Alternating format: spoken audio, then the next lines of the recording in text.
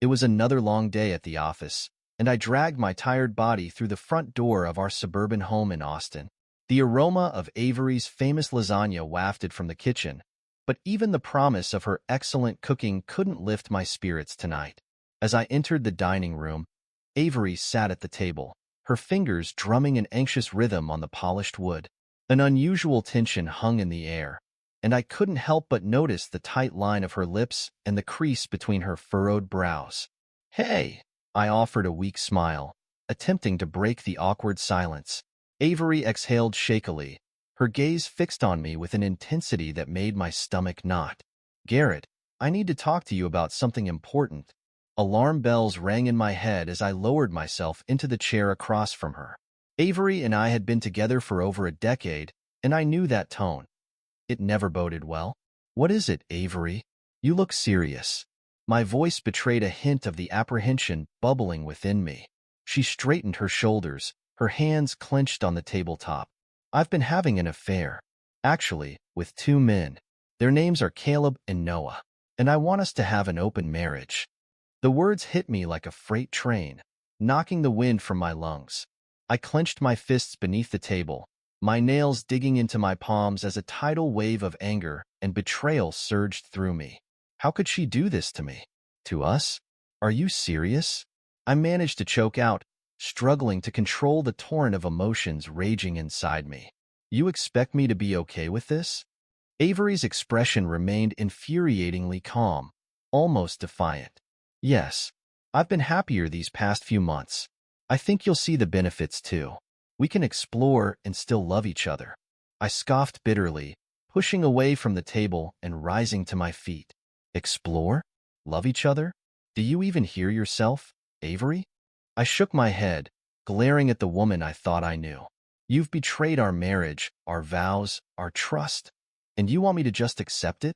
Garrett, please try to understand," she pleaded, her mask of composure cracking ever so slightly. "This isn't about betrayal. It's about freedom, about embracing our desires without judgment or restraint." "Freedom?" I spat the word like a curse. "You've humiliated me, Avery, and now you expect me to join in your depravity? Never." Avery's eyes hardened, her jaw set in a stubborn line. "It's not depravity. It's liberation from societal norms that hold us back. You're just stuck in your old ways, Garrett." I let out a mirthless laugh, running a hand through my disheveled hair. "You know what? Maybe I am stuck in my old ways.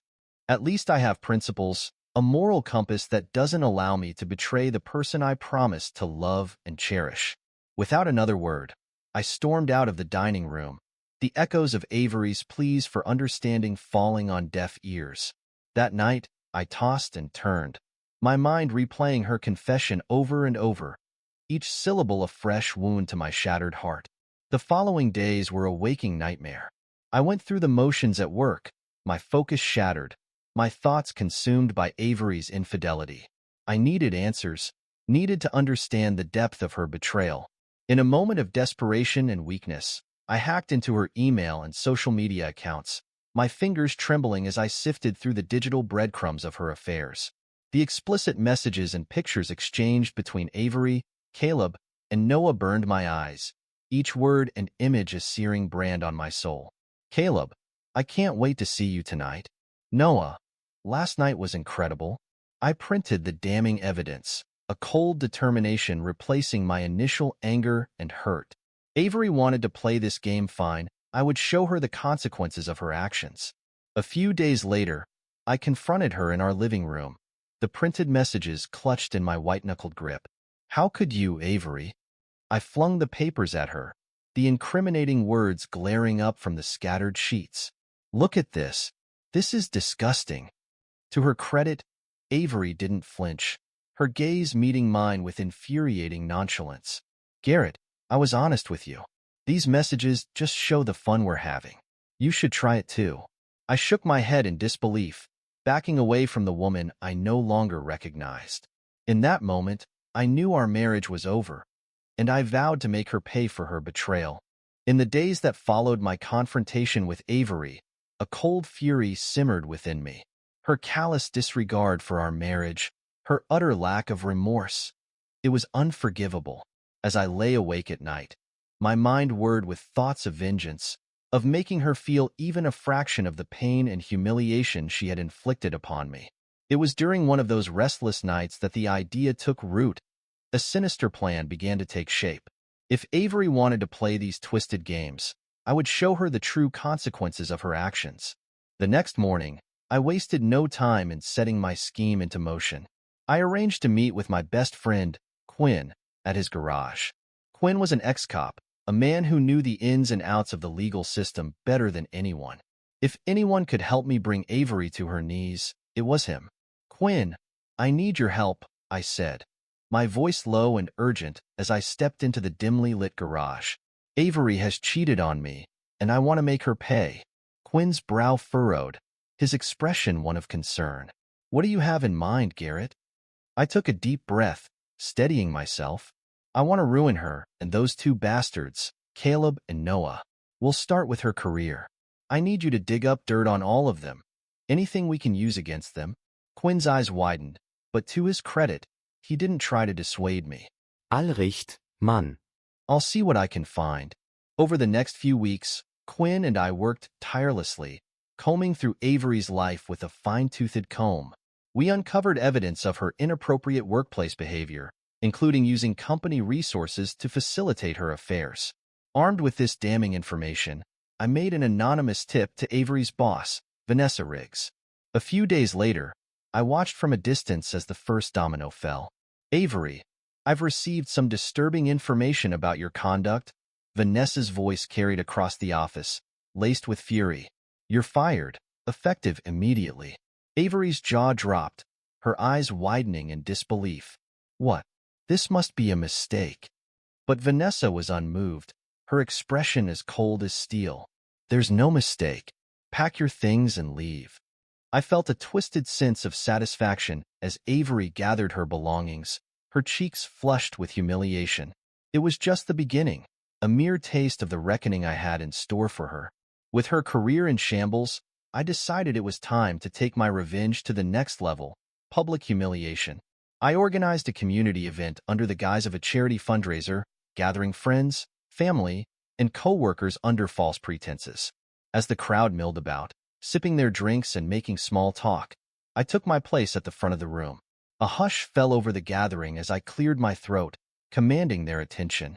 "Ladies and gentlemen," I began, my voice steady despite the hammering of my heart. "I want to show you what true betrayal looks like."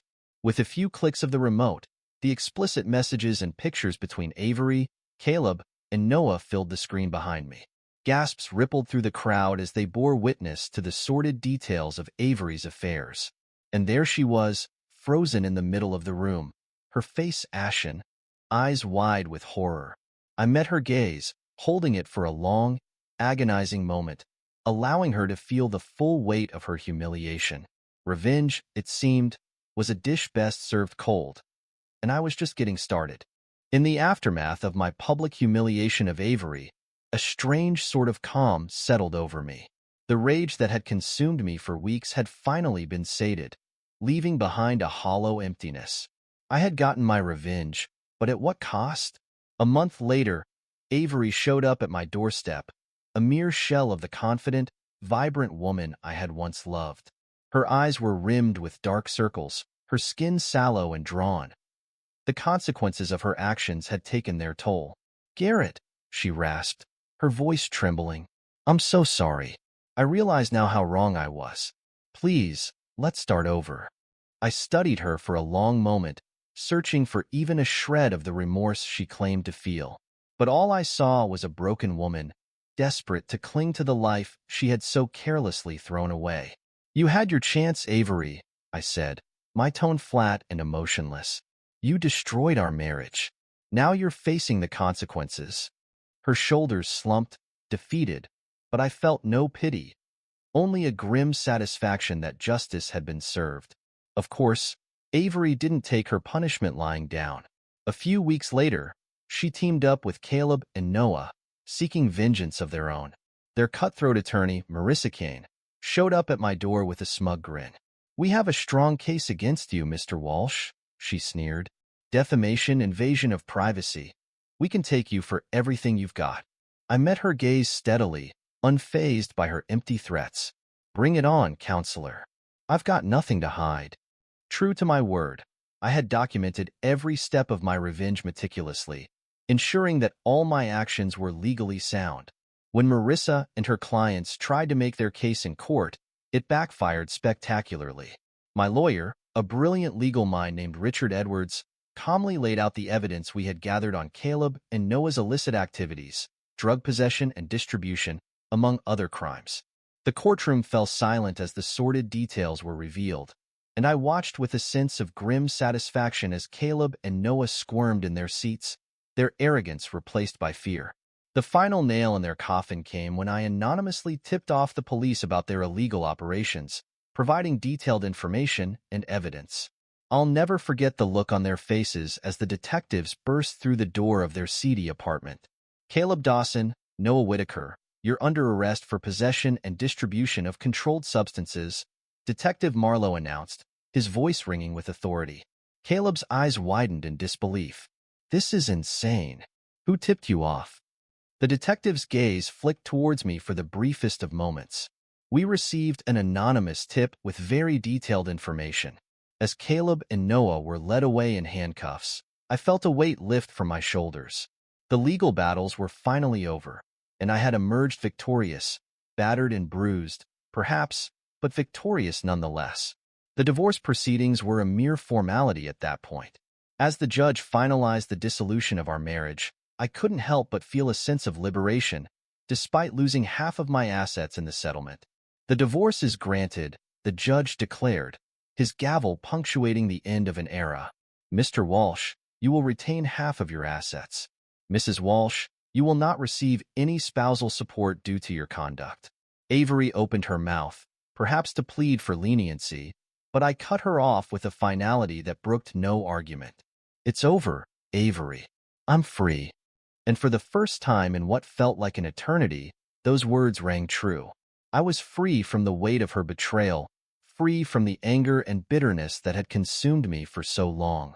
In the months that followed, I slowly began to piece my life back together. I threw myself into my work, rekindling the passion for coding that had once ignited my soul. And then, one fateful day, I met Eliza. Eliza was a breath of fresh air, a vibrant, intelligent woman who had been introduced to me through a mutual friend. From the moment we met for coffee at a quiet cafe, her warmth and wit captivated me, her laughter a soothing balm for the wounds of my past. As we chatted and joked, the tense atmosphere of the previous months melted away, replaced by a sense of lightness and possibility that I had thought lost forever. It's great getting to know you, Garrett, Eliza said, her eyes sparkling with mirth. I've had a wonderful time. I raised my cup, feeling a genuine smile tug at my lips for the first time in ages. Me too, Eliza. Here's to new beginnings. Our glasses clinked together, a simple gesture that symbolized so much more. A toast to the future, to healing, and to the promise of leaving the past behind. As I savored the rich flavor of my coffee, I felt a renewed sense of hope and excitement for the journey ahead, whatever it might bring. The road to this moment had been long and arduous, paved with pain and betrayal. But in the end, I had emerged stronger, wiser, and more resilient than ever before. And as I gazed into Eliza's warm, inviting eyes, I knew that the best was yet to come. This is where our story comes to an end.